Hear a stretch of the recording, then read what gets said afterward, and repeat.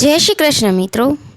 આજે આપણે મોઢેશ્વરી માતાનો પ્રાગટ્ય દિવસ વિશે અને શ્રી માતાના માતંગી બનવાની અદ્ભુત કથા વિશે જાણીશું. દેવી માતંગી 10 મહાવિદ્યામાંથી પણ એક મનાય છે. કહે છે કે તે તો જડ બુદ્ધિને પણ વિદ્વાન બનાવી દે છે. માન્યતા અનુસાર જે સાધક એકવાર માતંગી વિદ્યાને સિદ્ધ કરી લે છે તેને વાદ વિવાદમાં કોઈ જ હરાવી શકતું નથી. માતા મોઢેશ્વરીનું નામ બોલતા જ ગુજરાતના મોઢેરામાં વિદ્યમાન દેવીનું અત્યંત તેજોમય મુખારવિંદ તેમના ભક્તોની સમક્ષ આવી જતું હોય છે. વિશાળ ભાલ, દિવ્ય આભા અને 18 ભુજાઓ સાથેનું મા મોઢેશ્વરીનું આવું દિવ્ય રૂપ બીજે ક્યાંય જોવા નથી મળતું. મોઢ જ્ઞાતિના કુળદેવી રૂપે પૂજાતા માતા મોઢેશ્વરીએ માતંગી માતાના નામે પણ પ્રસિદ્ધ છે. પ્રચલિત કથા અનુસાર તેમના ભક્તોની રક્ષાર્થે મહાસુદ તેરસના અવસરે માએ આ દિવ્ય રૂપ ધારણ કર્યું હતું. એટલે કે આજે માતાનો પ્રાગટ્ય દિવસ છે ત્યારે આવો જાણીએ માતાના આ દિવ્ય રૂપનો મહિમા, અને સાથે જ એ પણ જાણીએ કે શ્રી માતા શા માટે બન્યા માતંગી. સ્થાનક મહિમા. ગુજરાતના મહેસાણા જિલ્લાના મોઢેરા ગામમાં સ્થિત આ પવિત્ર સ્થાનકની મહત્તાનું વર્ણન સ્કંદ મહાપુરાણના બ્રહ્માંડના ધર્મરણ્યા માહત્મ્યમાં જોવા મળે છે. જે અનુસાર સતયુગમાં આ સ્થાન ધર્મારક્ષા ક્ષેત્ર નામે પ્રસિદ્ધ છે. ધર્મરાજ એટલે કે યમરાજે અહીં ઘોર તપસ્યા કરી મહાદેવને પ્રસન્ન કર્યા. શિવજીએ 2 યોજના વિસ્તારવાળું આ સમગ્ર તીર્થક્ષેત્ર ધર્મરાજાના નામે જ પ્રસિદ્ધ થવાના આશીર્વાદ આપ્યા.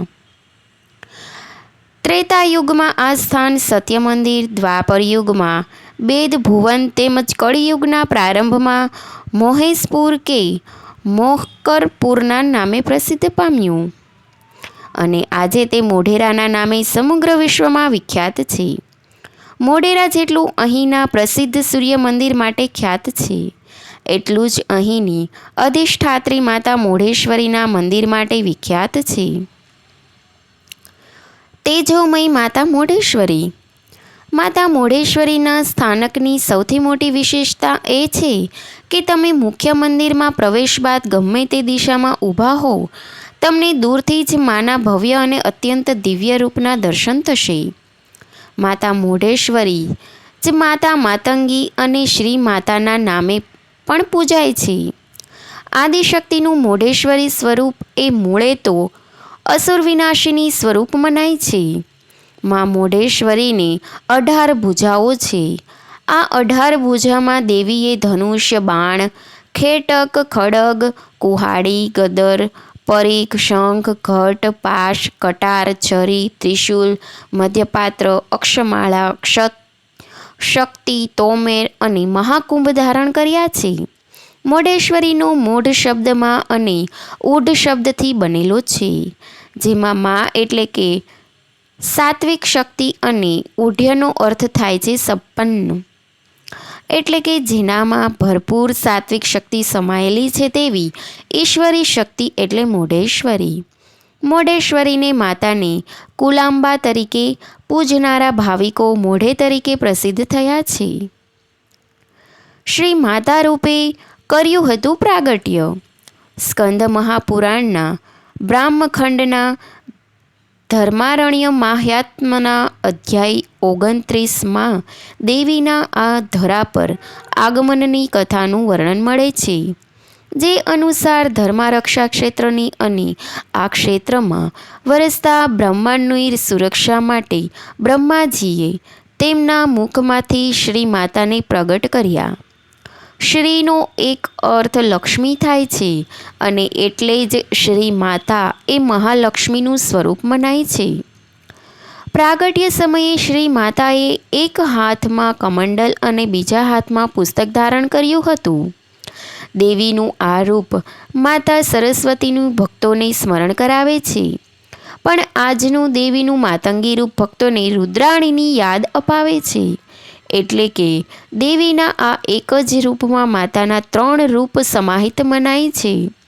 પણ દેવી શ્રી માતામાંથી માતંગી કેવી રીતે બન્યા તેની સાથે પણ એક રોચક કથા જોડાયેલી છે. દેવીના માતંગી બનવાની ગાથા.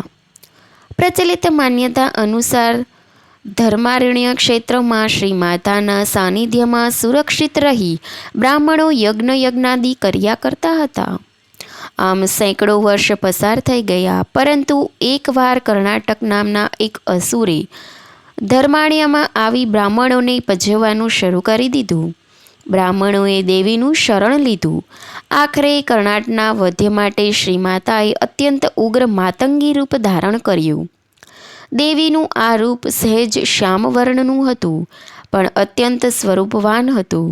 સિંહ પર સવાર દેવીએ રક્તવર્ણા વસ્ત્ર અને તેવી જ માળા ધારણ કરી હતી.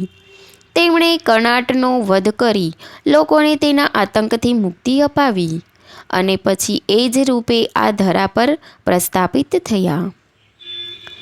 10 મહાવિદ્યામાં એક. દેવી માતંગી 10 મહાવિદ્યામાંથી પણ એક મનાય છે.